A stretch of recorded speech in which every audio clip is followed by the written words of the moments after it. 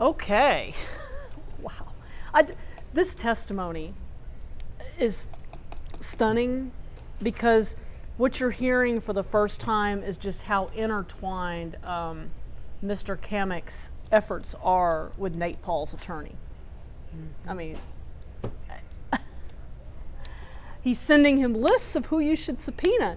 And I'm sure that on that list is going to be our magistrate, our clerk, all these people, all these federal agents that he needs to be subpoenaing. Todd, you were a prosecutor. Is this normal? No, it's not normal at all.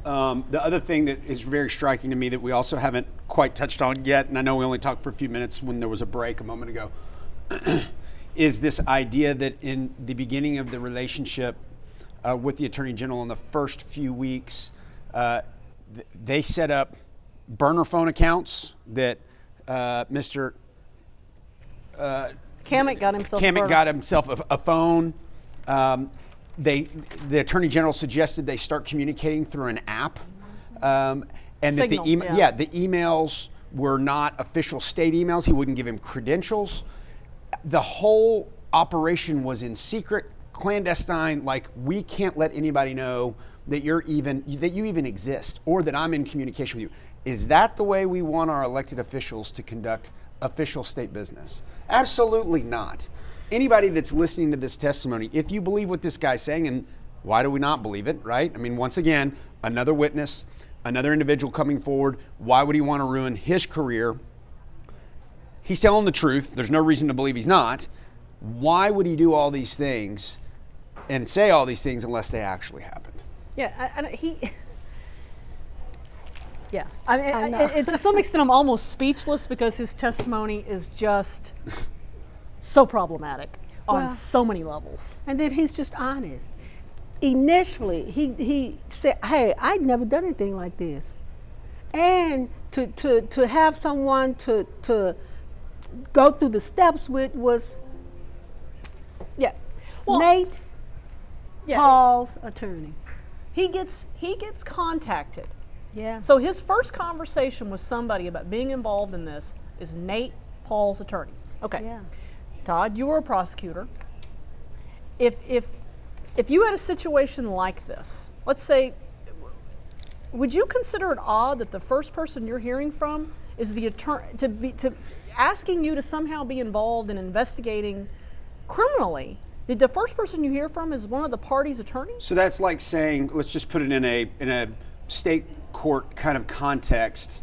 And John Creusot's been a friend for 25 years. He's a elected DA in Dallas County just because we're here in Dallas.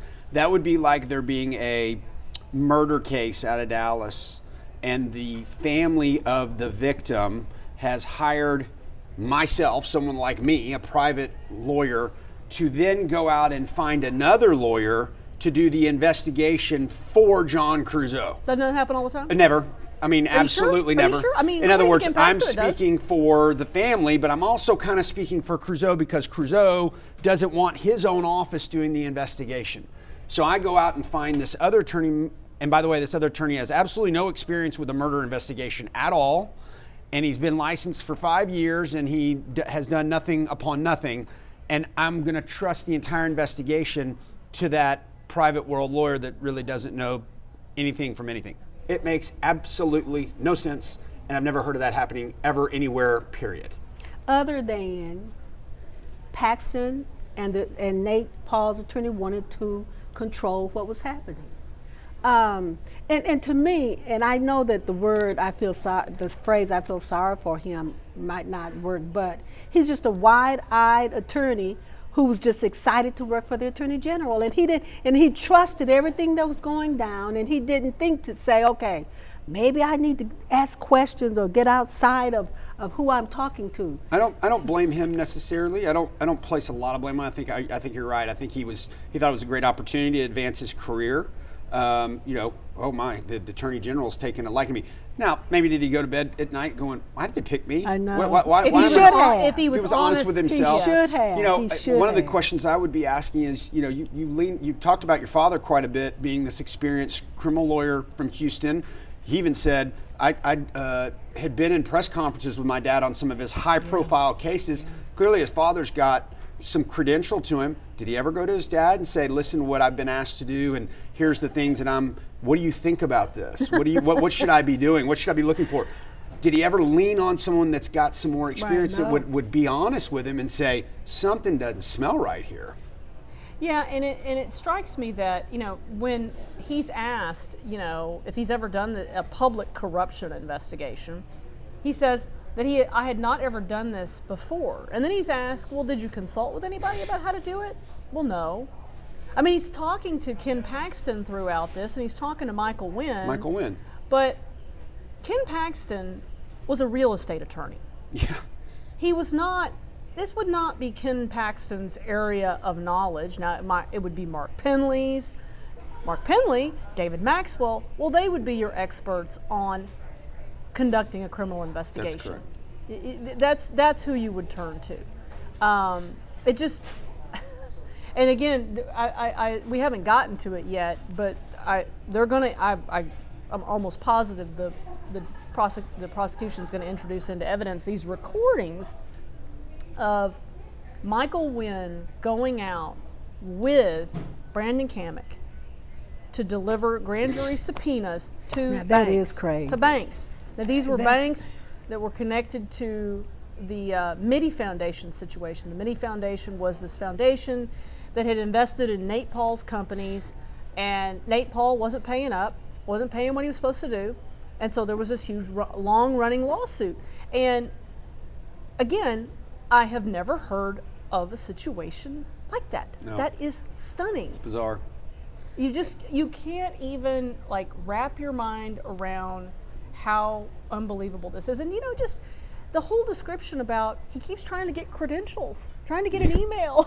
The thing with Microsoft, he says, I've never done a grand jury subpoena. The first time I did one, I subpoenaed Microsoft's records.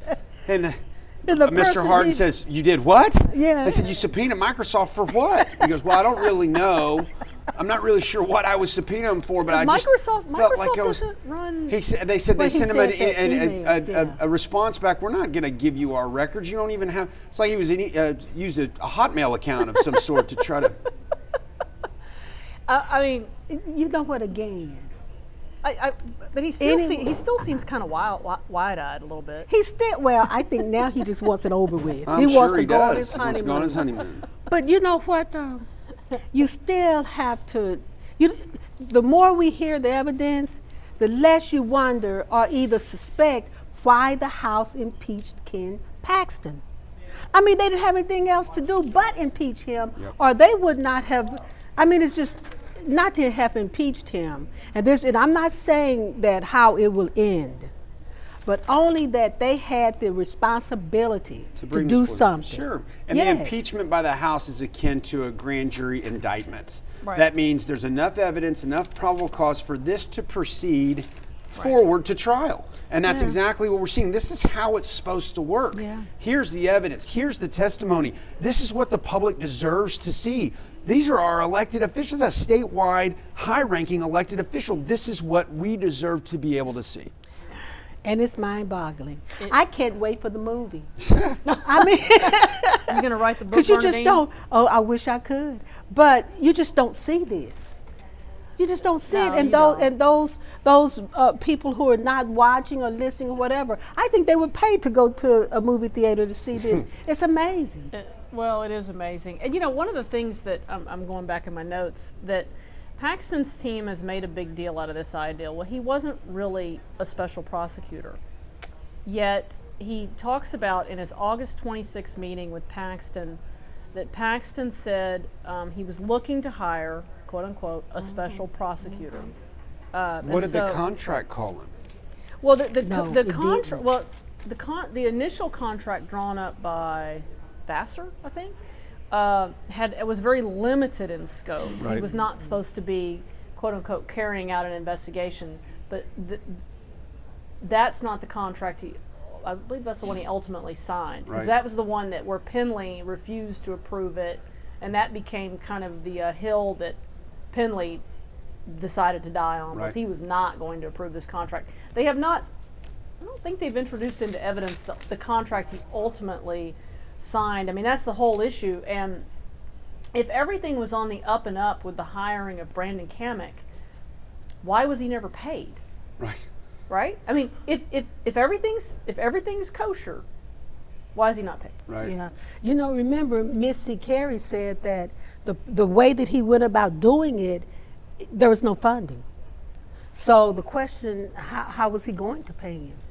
Yeah, and again, to this day, he's never gotten paid. I mean, that's what that's what they testified to yesterday, or that's what, actually, I think it was Busby that said that. Busby's the one that said, when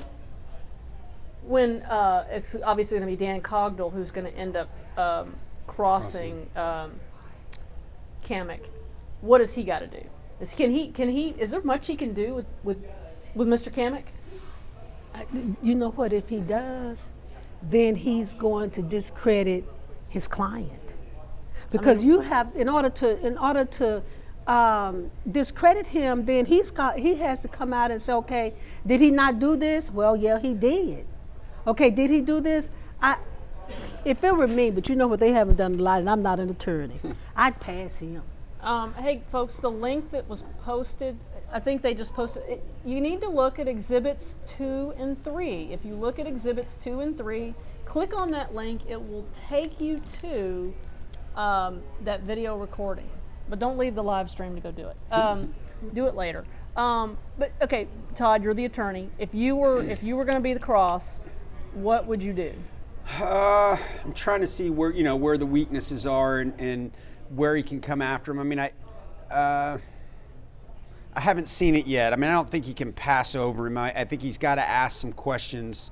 But do you spend much time with him? I don't know. I mean, I'm not really sure what he can get out of him that will help the Attorney General. It's something I'd have to give a little bit more thought to before I could decide what exactly. He's got to have something, and it could be something that he has. They anticipated, I'm sure, that this witness is going to testify, and they could have had something prepared well in advance of, that stuff that he hasn't even said yet. So I'm not real sure yet what I would do strategy-wise to come after him, to attack him. Yeah, I'm going to be real interested. And then, of course, Rusty Hardin's not done. We still have not gotten a ruling on this email that Michael Wynn sent, which is the list of, these are all the people, well, one of the emails he sent saying, an Excel spreadsheet of, these are all the people you need to go investigate. Wow. It's crazy. There may, in fact, be a movie on this one, for sure. Yeah. All right, folks, so we're going to take a break for lunch, and we're going to come back. We're going to come back at 12:45, and we're going to chat over lunch, and we'll be back, and we'll see where this heads when they restart at 1 o'clock. Thanks for joining us.